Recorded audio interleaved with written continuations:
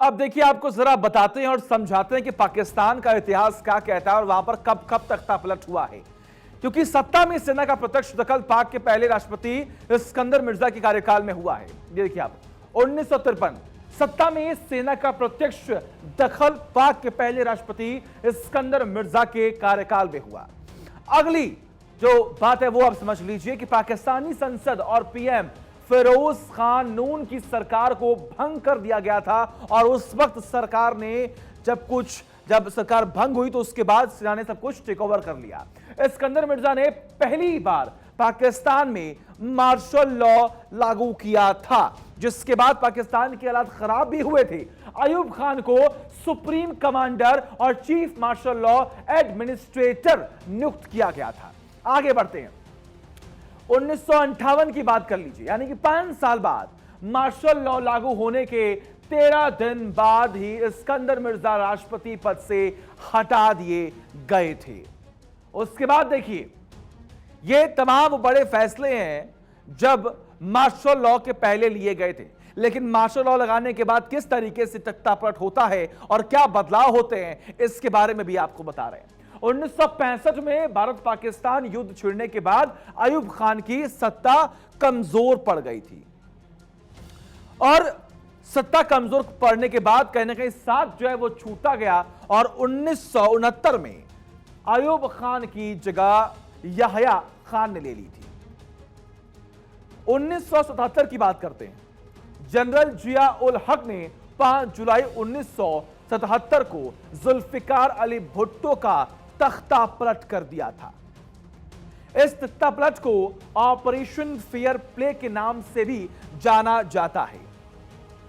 अब आप खुद सोचिए कि आखिर किस तरीके से पाकिस्तान में जब भी तख्ता पलट हुआ तो कंट्रोल सेना के पास चली गई और जब जब कंट्रोल सेना के पास पहुंचती है तब तक वहां की आवाम रोती है, बिलखती है, परेशान होती है।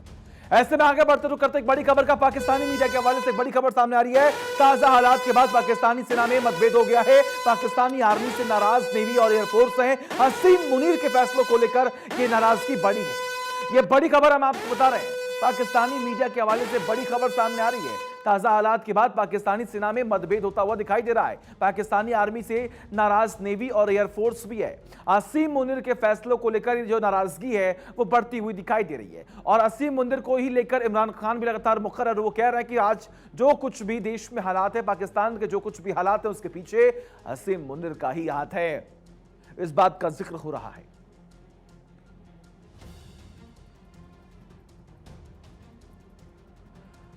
तो पाकिस्तान में क्या हालात है, इसको लेकर तमाम चर्चाएं भी हो रही हैं, बात हो रही है। सवाल यह हो रहा है कि आखिर पाकिस्तान में ऐसा कब तक होगा और बार बार मार्शल लॉ का जिक्र क्यों हो रहा है? क्या यह संकेत है कि आने वाले वक्त में मार्शल लॉ पाकिस्तान में लग सकता है? हमारे साथ इस वक्त 2 मेहमान जुड़े हुए हैं, उनके पास जाएंगे और जानेंगे कि आखिर पाकिस्तान के हालात जो हैं वो क्या हैं और पाकिस्तान में आने वाली जो स्थिति है आखिर वो किस ओर संकेत देती है। क्योंकि जो कुछ भी इस वक्त पाकिस्तान में हो रहा है वो ये बता रहा है कि वहां की सरकार भी परेशान है, वहां का विपक्ष भी परेशान है और वहां की जो आम जनता है वो भी परेशान होती हुई दिखाई दे रही है। लेकिन सबसे बड़ी बात यह है कि कहीं ना कहीं तमाम लोग जो आज पाकिस्तान की तस्वीर को देख रहे हैं वो ये समझ रहे हैं कि आखिर पाकिस्तान की जो हालात हैं वो बद से बदतर होता हुआ दिखाई दे रहा है। लेकिन इन तस्वीरों को देखिए और समझिए कि आखिर वहां पर किस तरीके से जो राजनीतिक अस्थिरता लगातार बढ़ रही है उससे क्या होगा। और हमारे साथ देखिए खास मेहमान जुड़े हुए हैं, कर्नल शिवदान सिंह जो कि डिफेंस एक्सपर्ट हैं। सीधा उनके पास चलते हैं। शिवदान जी, आपका बहुत बहुत स्वागत है। सवाल यही कि पाकिस्तान में आज जो कुछ भी हो रहा है इसका जिम्मेदार कौन है और इस जिम्मेदारी को लेने के बाद भी क्या पाकिस्तान के हालात कुछ सालों में सुधरेंगे या बिल्कुल नहीं? पाकिस्तान की इस हालात के जिम्मेदार वहां का फ्यूडल सिस्टम और वहां की सेना है। आपको जानकर हैरानगी होगी कि 1947 से लेकर आज तक पाकिस्तान में अभी तक फ्यूडल सिस्टम लागू है। वहां बड़े बड़े जमींदार जिनके पास हजार एकड़ जमीनें हैं वो हैं और अपनी फ्यूडल सिस्टम को बनाए रखने के लिए उन्होंने पाकिस्तानी सेना को इनकरेज किया। और 1947 से पाकिस्तानी सेना वहां की सत्ता पर काबू रखने के लिए अपनी इंपॉर्टेंस पूरे देश को दिखाती रही है।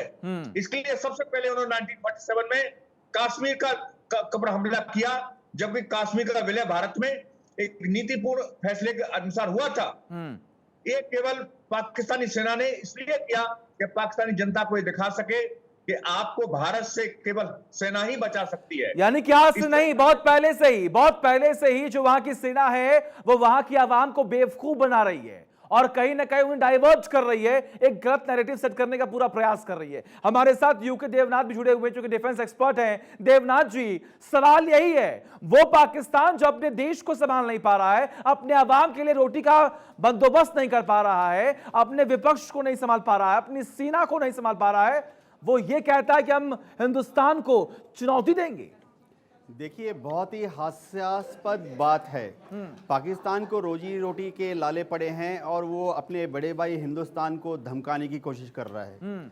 जब से दोनों देश आज़ाद हुए हैं, 1947 में पाकिस्तान ने 1948 पर हम पर हमला किया, 1965 में हमला किया, 1971 में हमला किया और 1999 में कारगिल में घुस आया। अभी भी रोज घुसपैठ के फिराक में लगा हुआ है।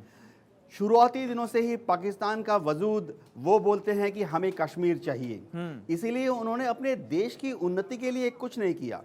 जब आज़ादी के बाद भारत में हम भिलाई स्टील प्लांट बना रहे थे, बोकारो प्लांट बना रहे थे, न्यूक्लियर पावर प्लांट्स बना रहे थे ताकि हम बिजली पैदा करके अपने देश के गांवों को बिजली दे सकें, IIT बना रहे थे, IIM बना रहे थे, उस वक्त पाकिस्तान के जो हुक्मरान थे वो अपनी फौजों के ऊपर पैसा खर्च कर रहे थे फौज पर, ताकि एक दिन वो कहते थे कि हम हिंदुस्तान पर राज करेंगे, अपने पैटर्न टैंक को लेकर हम लाहौर से दिल्ली तक पहुंचने वाले हैं, ऐसा उनका दावा होता था।